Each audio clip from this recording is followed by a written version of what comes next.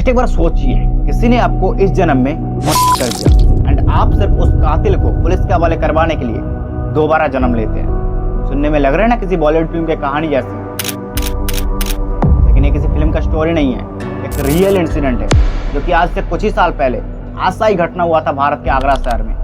सिर्फ 5 साल का एक बच्चा अपने पिछले जन्म के कातिलों को पहचान करा के पूरे दुनिया को हिला के रख दिया था। इस केस सॉल्व होने के बाद पुलिस, मीडिया, कोर्ट, यहाँ तक कि साइंटिस्ट भी हैरान हो गए थे। यहाँ तक कि बीबीसी जैसा इंटरनेशनल मीडिया इस खबर को कवर करने के लिए इंडिया दौड़ आए थे। लेकिन सवाल आज भी वही है, क्या पुनर्जन्म जैसी कोई चीज होती है? 5 साल का बच्चा कैसे अपने पिछले जन्म के 2 कातिलों को पकड़वा दिया? बच्चा अब कहाँ रहती है, क्या करती है? तो आज का इस वीडियो एक ऐसी पुनर्जन्म कहानी पर आधारित है जिसे सुनने के बाद आपकी फट जाएगी और मन में बस एक ही ख्याल आएगा, ऐसी हो सकती है। चलिए आज का इंटरेस्टिंग वीडियो शुरू से शुरू करते हैं।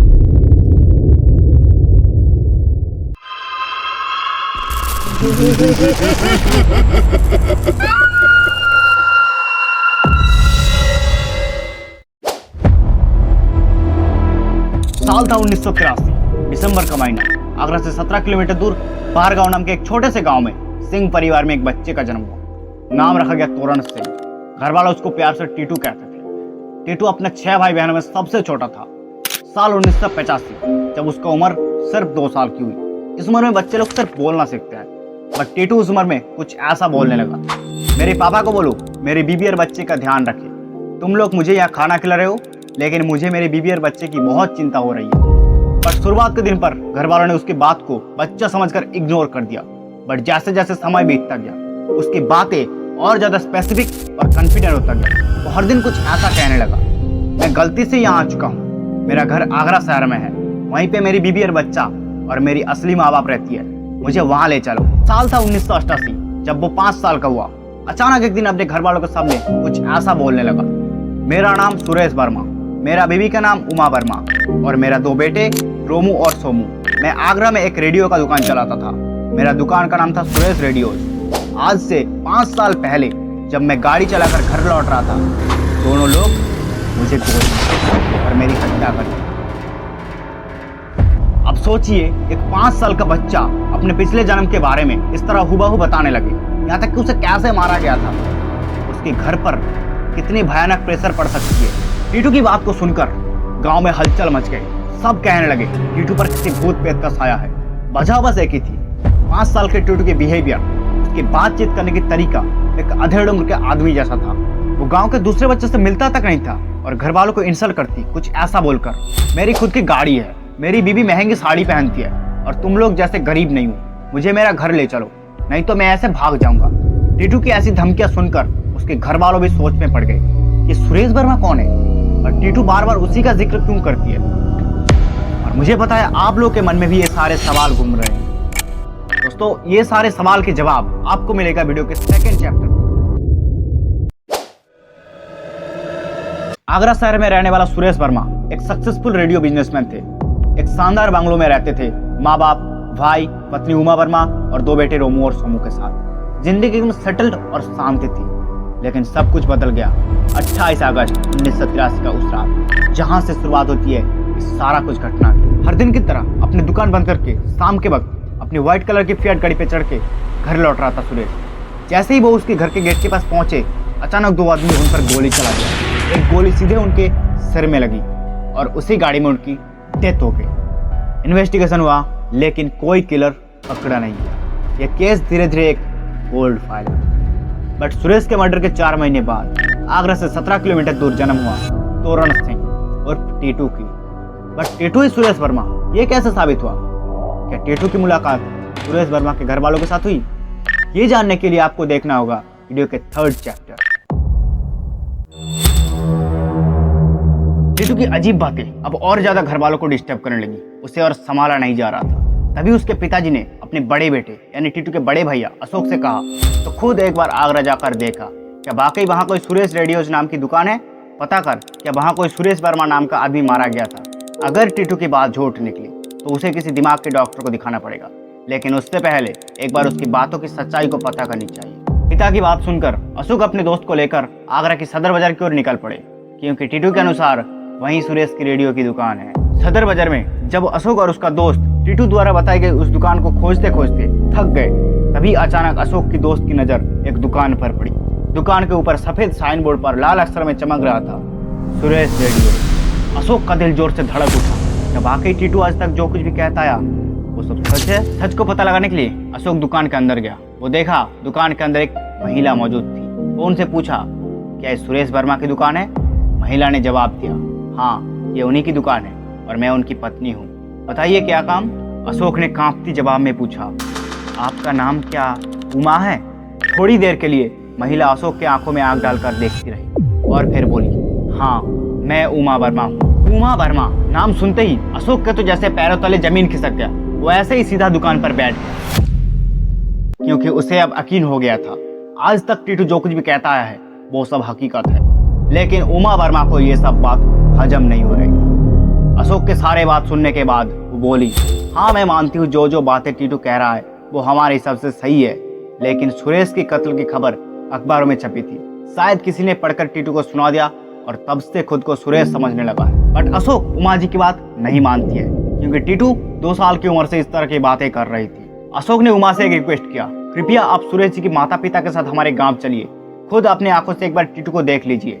मैं आप लोगों से वादा करता हूँ हम टीटू के सामने आप लोगों की असली पहचान नहीं कराएंगे।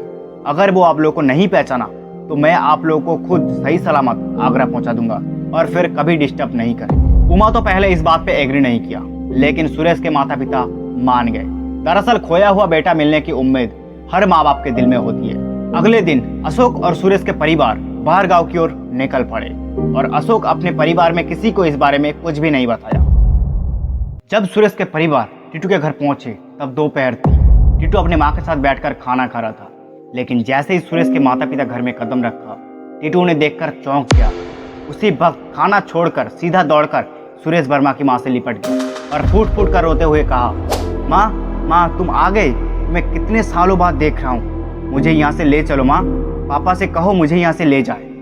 टीटू का ऐसा बिहेवियर देख के अशोक और उसका परिवार स्तब्ध रह गया। अचानक टीटू की नजर उमा वर्मा पर पड़ी। उसी पल 5 साल का टीटू 40 साल का सुरेश वर्मा में बदल गया। उसने अपनी आंख पोंछी और उमा को अपने पास बुलाया और फिर कहा, कैसी हो उमा? हमारे दोनों बेटे कैसे हैं? तुम धौलपुर के मेले में बच्चे को ले जाती हो ना? ये सुनते ही उमा के हाथ पैर सुन पड़ गया, क्योंकि ये बात कि सुरेश अपने बच्चों और उमा को धौलपुर के मेले में ले जाते थे ये कहीं भी अखबार में नहीं छपी थी। ये केवल सुरेश के परिवार को पता थी। उसी पल उमा को यकीन हो गया कि टीटू ही असल में सुरेश वर्मा का पुनर्जन्म है। लेकिन केवल एक बात से पुनर्जन्म जैसे जटिल विषय को साबित किया नहीं जा सकती है। इसीलिए टीटू के घर वालों ने मिलकर तय किया उसको आगरा ले जाकर कुछ टेस्ट करवाएंगे। टेस्ट नंबर 1, दुकान की पहचान। छोटे टीटू को कार में बिठाकर अशोक और उसके दोस्त आगरा ले जाती है। ड्राइवर को कहती है, गाड़ी फर्स्ट चलाओ, ताकि टीटू उस दुकान को पहचान ना सके। गाड़ी को बहुत तेज से चलाते हुए एक गली से गुजर रहा था। तभी टीटू ने जोर से चिल्लाया और कहा, रोको रोको, मेरी दुकान तो पीछे की गली में है, गाड़ी घुमाओ और वापस ले चलो। अशोक को समझ आ गया ये कोई कोइंसिडेंस नहीं हो सकती। ये पॉसिबल है तब जब कोई किसी रास्ते से सालों साल 1000 बार आया जाया है, लेकिन टीटू तो पहली बार आगरा में कदम रखा था। टेस्ट नंबर 2, दुकान की नाड़ी नक्शा जानना। सुरेश वर्मा के मरने के 5 साल के अंदर दुकान की बहुत सी चीजें बदल चुका था, लेकिन जैसे ही टीटू दुकान में कदम रखा वो मानो खुद ही सुरेश बन गया। वो बोलने लगा, पहले तो ये शोकेस यहाँ नहीं था, ये कब बन गए हो माँ? दरवाजे के पास वाली दीवार का रंग भी बदल दिया है और कैश काउंटर का लॉक भी नया लग रहा है ना? जैसे कोई मालिक कई सालों बाद अपनी दुकान में कदम रखती है और हर बदलाव को फौरन पकड़ लेती है। एग्जैक्टली टीटू भी वैसा ही कर रहा था और टीटू की हर बात की सच्चाई पर उमा जी टिक लगा रहा था। केस नंबर 3, सोमू और रोमू को पहचानना। सुरेश जी अपने दोनों बेटे रोमू और सोमू को बेहद प्यार करते थे। टीटू जब दुकान से सुरेश जी के घर की ओर रवाना हुआ तो जानबूझकर पड़ोस के और भी कई बच्चों के साथ खेलते हुए भेजा गया रोमू और सोमू को। लेकिन हैरानी की बात यह है, घर में कदम रखते ही इतने सारे बच्चों के बीच से टीटू ने तुरंत रोमू और सोमू को पहचान लिया। वो दोनों जब उसके सामने आए तो टीटू ने उन्हें पितृ स्नेह में कसकर गले से लगा लिया। ये दृश्य देखकर अशोक, उमा और सुरेश वर्मा की माँ तीनों की आंख से आंसू बहने लगे। तीनों कठिन परीक्षाओं में टीटू बिना किसी मुश्किल के पास हो गया और टीटू की इस कहानी को लेकर मीडिया में तहलका मच गई। लेकिन ठहरिए, अभी तक तो सुरेश वर्मा की कातिलें सामने नहीं आई। टीटू उन्हें कैसे ढूंढा, ये जानने के लिए आपको देखना होगा वीडियो के अगले अध्याय।